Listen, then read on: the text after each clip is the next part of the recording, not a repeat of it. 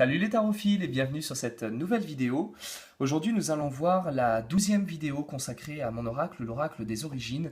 Et je vous présente le dernier binôme, cette fois-ci qui sera en rapport avec la crue du Nil ou son équivalent dans notre astrologie traditionnelle, le signe des Verseaux. Alors, c'est un binôme un petit peu particulier puisque le symbole est extrêmement similaire pour l'un comme pour l'autre.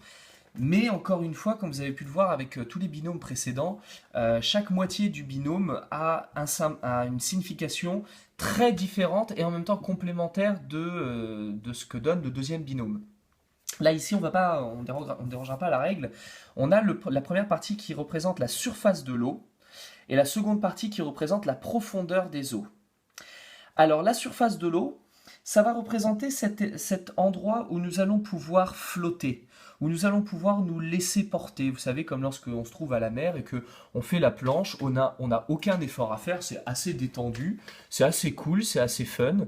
On n'a pas trop besoin de se prendre la tête ni de donner de muscles, on a juste à se laisser porter. La surface de l'eau va nous parler de ça, de ne rien faire, d'être en détente, de surfer sur le courant qui nous emporte sans que nous ayons le moindre effort à fournir.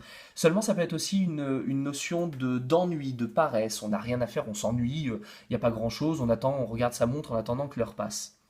La profondeur des eaux, elle, est complètement le contraire, c'est-à-dire que lorsqu'on flotte au-dessus de l'eau, sur la surface, dans la profondeur des eaux, on a tendance à se noyer. Et la profondeur des eaux va parler du fait de succomber au poids de ce qui se trouve au-dessus de nous.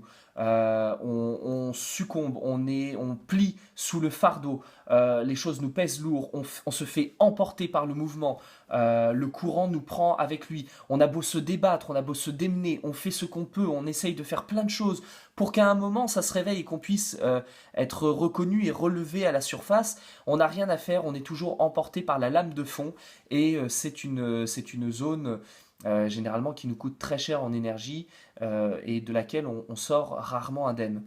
Et donc là où on va pouvoir se reposer, là au contraire ça va nous demander beaucoup de force et beaucoup de vigueur pour nous débattre et pour rester en vie. Et on a plutôt tendance à faire n'importe quoi, à partir dans tous les sens, à avoir de la difficulté à se canaliser. Et la notion de lame de fond du coup pourra se retrouver dans la profondeur des eaux.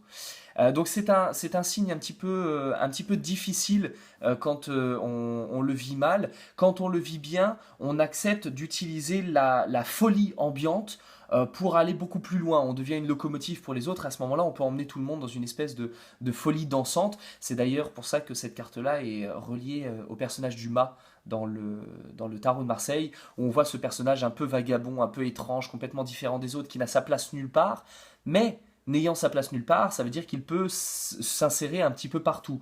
Tandis que là, on aura l'équivalent du pendu, où on va du coup se laisser flotter, à ne trop rien faire et à pas trop donner d'efforts.